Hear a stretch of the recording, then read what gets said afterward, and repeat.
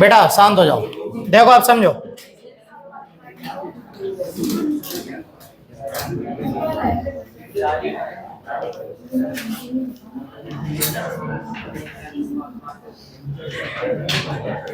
Dipole के वजह से इलेक्ट्रिक फील्ड निकालनी है और वो किसी भी पॉइंट पे निकालनी है। देखो समझो, पूरे स्पेस में केवल दो ही जगह थोड़ी ना जहाँ पे इलेक्ट्रिक फील्ड पूछी जा सकती है।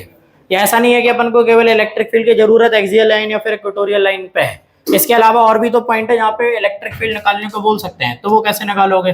तो जैसे ये डाइपोल है, ये डाइपोल पे ये है मान लो नेगेटिव चार्ज और ये है पॉजिटिव चार्ज, ठीक है। और किसी भी रैंडम पॉइंट पे, जैसे मान लो ये पॉइंट पे इलेक्ट्रिक फील्ड निकालने को बोला हुआ है, ठीक है। या फिर मान लो थोड़ा और टेढ़ा कर दो इसको, ये वाले पॉइंट पे इलेक्ट्रिक फील्ड निकालने को बोला हुआ है, ठीक है। तो इस पॉइंट पे इलेक्ट्रिक फील्ड कैसे निकालोगे? अब ये पॉइंट ना तो एक्सियल लाइन के ऊपर है ना इक्वेटोरियल लाइन के ऊपर है, समझो, ना तो इक्वेटोरियल लाइन के ऊपर है ये पॉइंट, ना तो एक्सियल लाइन के ऊपर है ना। लेकिन इलेक्ट्रिक फील्ड निकालने के लिए करना तो वही पड़ेगा, एक सेंटर पे पॉइंट, मतलब सेंटर पे पॉइंट लो, यहां से इस पॉइंट की डिस्टेंस निकालो। ये डिस्टेंस कितनी है? r। कितनी डिस्टेंस है ये वाली? r। अब अपन को यहाँ पे क्या निकालनी है? Electric field.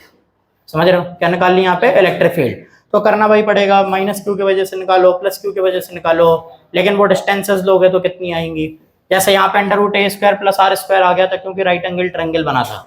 अब जरा हमको ये बताओ, ये डिस्टेंस कितनी होगी? नहीं पता, कितनी भी हो सकती है, समझ रहे? यहाँ पे डिस्टेंस निकालने को बोलेंगे, ये वाली क्या पता है तुमको? नहीं पता, आए समझ बेटा, हेरॉन्स फार्मूला लगा बैठोगा। देखो समझो, इससे बढ़िया तरीका, देखो समझो, ये एंगल मेजर कर लो, ये एंगल कितना है? थीटा। देखो समझो, ये एंगल मेजर करो, ये एंगल कितना है? थीटा। बातें नहीं करो, नई चीज आती है तभी हम कहते हैं कि सुन लो, ठीक है। ये एंगल कितना है यहाँ पे? थीटा। तुम्हें क्या करना है, यहाँ पे जो डाइपोल मोमेंट था उसका यूज करना है, समझो। एक्सियल लाइन के ऊपर इलेक्ट्रिक फील्ड का फॉर्मूला चेक करो और इक्वेटोरियल लाइन के ऊपर इलेक्ट्रिक फील्ड का फॉर्मूला चेक करो। इक्वेटोरियल लाइन के ऊपर इलेक्ट्रिक फील्ड जो है उसका फॉर्मूला तुम्हें पता है डाइपोल मोमेंट के टर्म में, है ना। और एक्सियल लाइन के ऊपर भी पता है ना। इस पूरे डाइपोल को ही दो कंपोनेंट में डिवाइड करा दो, क्योंकि ये डाइपोल भी तो एक डाइपोल मोमेंट लेके चल रहा है, समझ रहे? तो ये डाइपोल मोमेंट को खुद को दो पार्ट में डिवाइड करा दो। जैसे मान लो कि तुम्हें नहीं पता कि कहीं पर डाइपोल रखा या नहीं रखा, हम तो तुम्हें केवल बता दें कि यहाँ पे एक डाइपोल मोमेंट है p डैश वेक्टर। क्या है यहाँ पे? p dash vector. तो क्या ये बता सकते हो कि p डैश वेक्टर के हिसाब से कहाँ पे पॉजिटिव चार्ज होगा, कहाँ पे नेगेटिव चार्ज होगा? बताओ, कहाँ से कहाँ जाता है डाइपोल मोमेंट? नेगेटिव से पॉजिटिव। तो बोल सकते हो कि यहाँ पे नेगेटिव चार्ज होगा, यहाँ पे पॉजिटिव चार्ज। मान लो हम बोल दें कि एक ऐसा चार्ज, एक ऐसे डाइपोल मोमेंट है, तो यहाँ पे नेगेटिव, यहाँ पे पॉजिटिव, ऐसे बता सकते हो ना। मतलब अगर मान लो कि तुम्हें ये नहीं पता कि यहाँ पे ये ओरिजिनल डाइपोल है, तुम तो ये डाइपोल मोमेंट के ही दो कंपोनेंट बना दो। तो ऐसे बोल सकते हो कि दो डाइपोल रखे हैं। कितने डाइपोल रखे हैं? दो। समझो, एक डाइपोल है लेकिन उसकी वजह से इलेक्ट्रिक फील्ड नहीं आ रही, तो वो डाइपोल को ही दो कंपोनेंट में तोड़ दो। तो मैं इक्वेटोरियल प्लेन पे और एक्सियल प्लेन पे इलेक्ट्रिक फील्ड निकालना आता है, समझ रहे हो? तो बस वही करना है कि ये डाइपोल मोमेंट है, इस डाइपोल मोमेंट की डायरेक्शन क्या ये है? बताओ, इसकी डाइपोल मोमेंट की डायरेक्शन ये है। तुम क्या करो, इसको पूरे को उठाओ, इधर लेके आ जाओ, मतलब एक ऐसे लाइन बना लो और इस लाइन के ऊपर क्या करो, ये पैरेलल है नहीं है? अब है, ये मान ले, ठीक है। देखो समझो, तो ये लाइन ऐसे ड्रॉ करी तुमने, इस डाइपोल मोमेंट का कंपोनेंट ऐसे निकाल दो, ठीक है। ये एंगल थीटा है तो ये एंगल भी थीटा होगा क्या? बताओ, ये डाइपोल मोमेंट कितना है? ये p है। कितना डाइपोल मोमेंट है? ये p, ठीक है। तो इस p का यहाँ पे कंपोनेंट क्या बनेगा? क्या ये कंपोनेंट बनेगा p cos थीटा? बताओ क्या बनेगा? ये p cos थीटा। समझे क्या? एक इसका परपेंडिकुलर कंपोनेंट ड्रॉ करो, तो ये परपेंडिकुलर कंपोनेंट ये आएगा क्या? बताओ, ये क्या होगा? ये होगा p sin थीटा। ये क्या होगा? p sin theta. समझे क्या? एक है p sin थीटा, एक है p cos थीटा, इनकी कुछ वैल्यू होगी, है ना। ये p cos थीटा को एक अलग डाइपोल मान लो। क्या मान लो इसको? एक अलग डाइपोल मान लो, समझे? ये डाइपोल था, तुमने इस डाइपोल को दो कंपोनेंट में तोड़ दिया, एक इसका बेस कंपोनेंट, एक परपेंडिकुलर कंपोनेंट। अब ये जो बेस कंपोनेंट है, इस कंपोनेंट को ही एक डाइपोल मान लो, समझ रहे? और ये डाइपोल को उठा के इधर सरका दो। बताओ, ऐसे सरका सकते हैं इसको इधर पे? अरे इसको लो और इधर पे सरका लो, समझ रहे?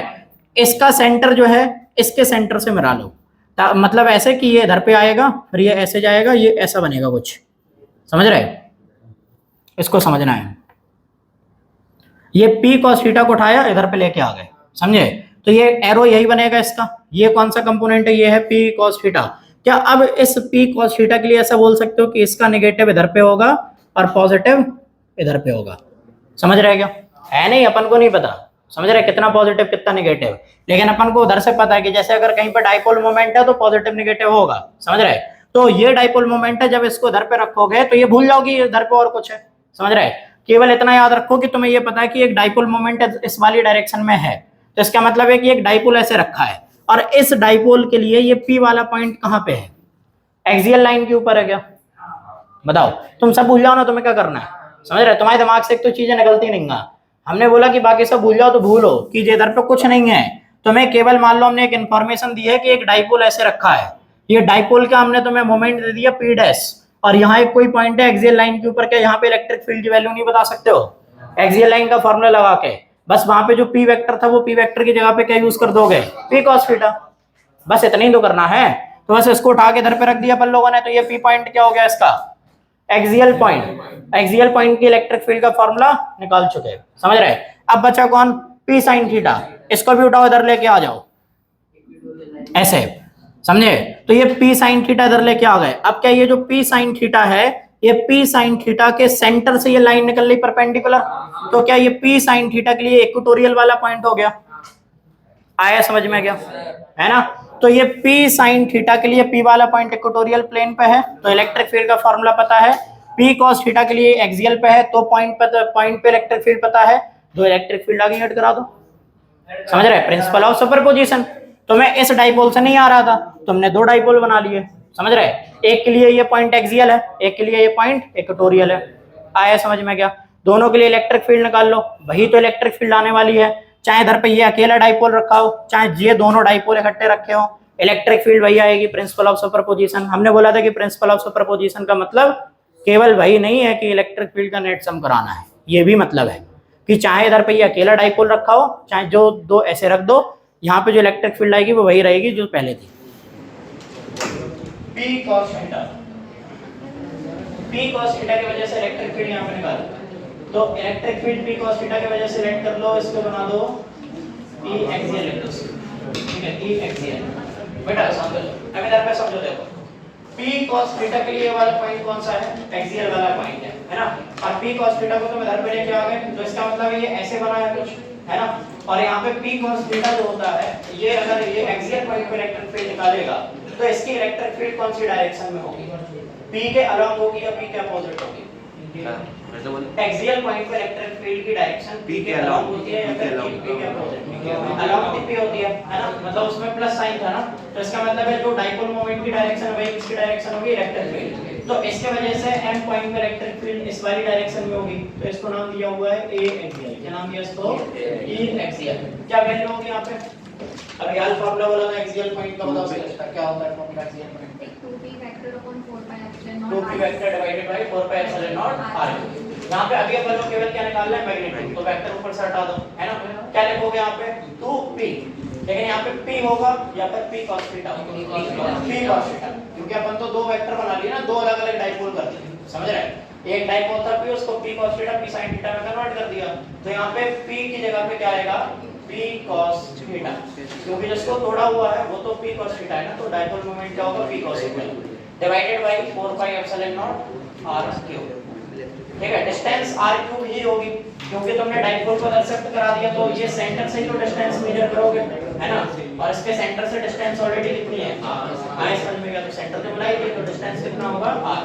अब निकालो p sin थीटा की वजह से, तो p sin थीटा की वजह से m पॉइंट पे इलेक्ट्रिक फील्ड p हो, बताओ। इक्वेटोरियल प्लेन पे इलेक्ट्रिक फील्ड P मतलब डाइपोल मोमेंट के अलोंग होती है या फिर अपोजिट होती है?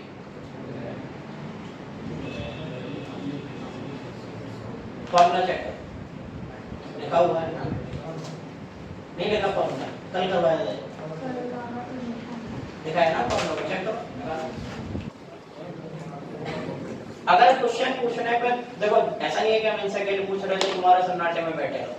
अगर इनसे पूछा हुआ है तो तुम ये मान के चलो कि तुमसे भी पूछ लिया, तुम्हें नहीं आ रहा मतलब तुम और वो दोनों लेवल पे हो, समझ रहे हैं? तो अगर हम इनसे कह रहे हैं कि कॉपी में चेक करो तो तुम भी कॉपी में चेक करो फॉर्मूला, ठीक है? अपोजिट होगा, क्यों होगा अपोजिट? क्योंकि माइनस साइन आया था, माइनस p वेक्टर है ना। तो देखो ये p sin थीटा का डाइपोल मोमेंट कौन सी डायरेक्शन में है? इस वाली डायरेक्शन में। तो इसके वजह से इलेक्ट्रिक फील्ड कौन सी डायरेक्शन में होगी? इस वाली डायरेक्शन में। आया समझ में क्या? ठीक है, इसको नाम दे दिया e इक्वेटोरियल, ठीक है? तो ये e इक्वेटोरियल कितना होगा? इलेक्ट्रिक फील्ड ड्यू टू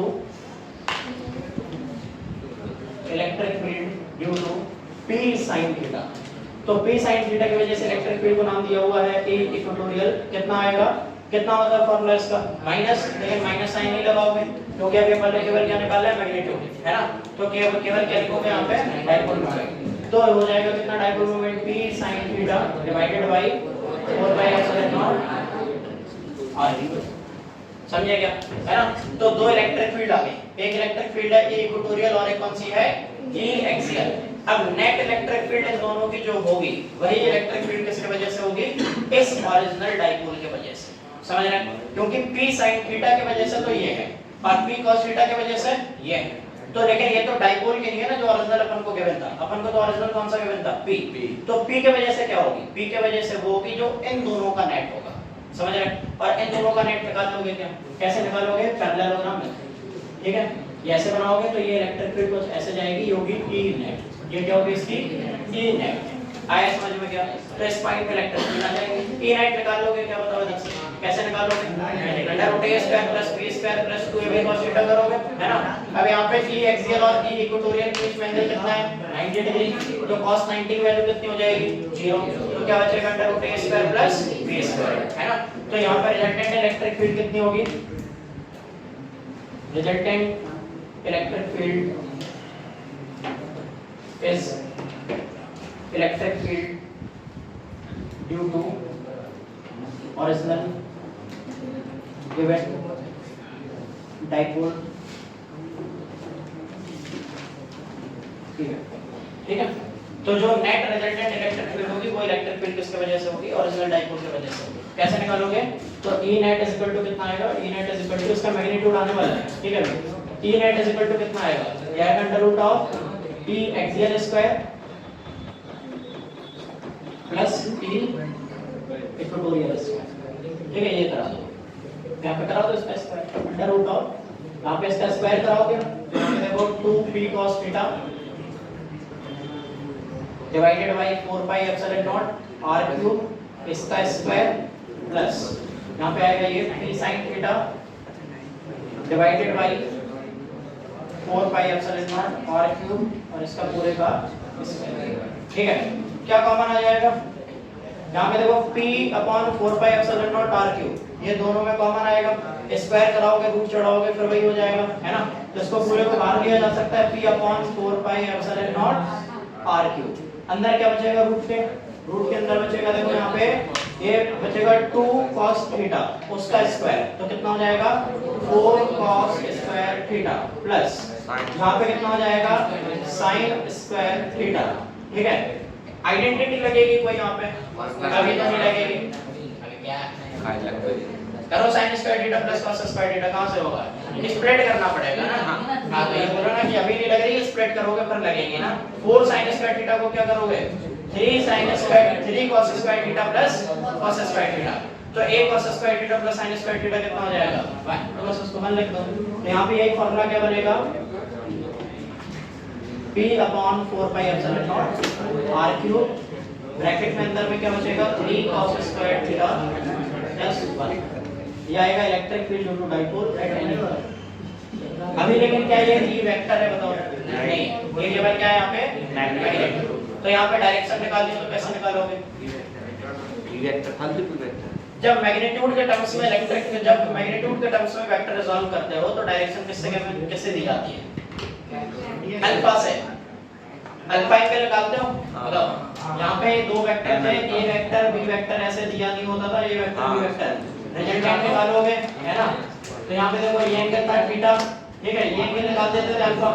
बताओ ऐसे तो करते थे ना यहाँ पे। अभी तुमको दो वेक्टर के मैंने सीधे ऐसे, बताओ। हां दो वेक्टर के मैंने निकाल लो यहाँ से सीधा tan थीटा। बताओ जैसे यहाँ पे निकालना हो तुमको तो tan थीटा कितना होगा? ये परपेंडिकुलर हो गया, ये कौन हो गया बेस, परपेंडिकुलर कौन है यहाँ पे इक्वेटोरियल, और बेस कौन है यहाँ पे एक्सियल। तो ये एंगल अगर अल्फा मान लोगे तो tan अल्फा किसके बराबर होगा e equatorial divided by e axial, तो बस वहां से निकाल लोगे, है ना। साइड में उधर लिख देना tan alpha is equal to कितना होगा e equatorial divided by e axial, ठीक है। वैल्यू रख के डिवाइड करा दो, इक्वेटोरियल इसमें से इसको डिवाइड करा देना है, ठीक है। तो देखो p से p कट जाएगा, है ना, 4 pi epsilon naught r cube पूरा कट जाएगा, क्या बचेगा sin theta divided by 2 cos theta, क्या बचेगा sin theta divided by 2 cos theta. sin theta और cos थीटा क्या बनेगा tan थीटा, है ना। तो tan alpha is equal to कितना आ जाएगा 1/2 tan थीटा। अल्फा निकाल लो यहां से, तो tan इनवर्स 1/2 tan थीटा। इतने तक डेरिवेशन नहीं होता है, फिर तो देखो कभी कभार मान पूछा छोटा, ठीक है। नोट चलो आप देखो समझो बेटा, शांत हो जाओ। ये वाला जो फार्मूला आया हुआ है, ये वाला फार्मूला सभी पॉइंट्स के ऊपर अप्लाई होता है, कोई भी पॉइंट हो, चाहे ये वाले पॉइंट रैंडम कोई भी पॉइंट हो, चाहे एक्सियल लाइन के ऊपर का पॉइंट हो, चाहे इक्वेटोरियल प्लेन के ऊपर का पॉइंट हो, ठीक है। थीटा कहां से मेजर करना है तुमको, ये जो डाइपोल मोमेंट वाली लाइन है उसके अलोंग तुमको एंगल मेजर करना है, ठीक है। अब जरा चेक करो कि क्या फार्मूला सही है या फिर नहीं है, ठीक है। अभी हम जब कह रहे हैं कि जरा चेक करो तो चेक कर लीजिए, ठीक है। तुमने करना तो चुप पे बैठो, देखो समझो। जैसे एक्सियल लाइन के ऊपर इलेक्ट्रिक फील्ड निकालना है, तो एक्सियल लाइन के ऊपर थीटा कितना होगा, ओए समझो। आखिरी में कॉमन पाल बताओ जरा, इस एक्सियल लाइन के ऊपर थीटा कितना होगा,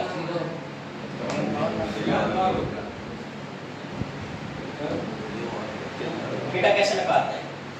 जे वाली लाइन का एंगल है ना इसके साथ, जे वाली लाइन ऐसे ले जाके पसार दो, ये ऊपर कितना एंगल बना 0, बस सत्य तो देखना है ना। थीटा कितना होगा 0, थीटा 0 होगा तो cos स्क्वायर 0, कितनी वैल्यू होती है 0 की 1, तो 3 * 1 + 1 कितना हो गया 4, √4 कितना हो गया 2, आगे 2p cos 2p divided by 4 pi epsilon naught r cube, यही फार्मूला है क्या एक्सियल का, है ना। इक्वेटोरियल के लिए थीटा कितना हो जाएगा 90 डिग्री, cos 90 की वैल्यू 0, ये 0 कितना बचा 1, कितना बचा p/4 पाई एप्सिलॉन नॉट r क्यूब। आया समझ में क्या, तो ये तो सभी के ऊपर अप्लाई होता है, क्लियर है सभी को। तो फिर अपन ने जे फार्मूला पहले निकाल के फिर फार्मूला का ये निकालेंगे, ये कैसे निकाल नहीं क्या कहीं कि जे कम आता जे ना के बराबर पेपर में पूछा जाएगा, समझ रहे। और अगर ये करके पर तुम एक्सियल पॉइंट के इलेक्ट्रिक फील्ड निकालोगे तो वहां में तो घंटा भर लगेगा, समझे क्या। आए समझ में, तरंग में डेरिवेशन करके पर तुम एक्सियल के इलेक्ट्रिक फील्ड निकालोगे, जहां से बढ़िया है कि उस वाले मेथड से निकालो, उसमें जल्दी आएगा। आए समझ में क्या, इस वजह से वो अलग से कराया है, क्योंकि वो ज्यादा पूछा जाता है, ये कम पूछा जाता है। कम क्या मान लो कि ऑलमोस्ट नेग्लिजिबल, तुम चाहे तो जाके टॉपिक के ऊपर अनइम्पोर्टेंट मार्क कर सकते हो। किसी को करना हो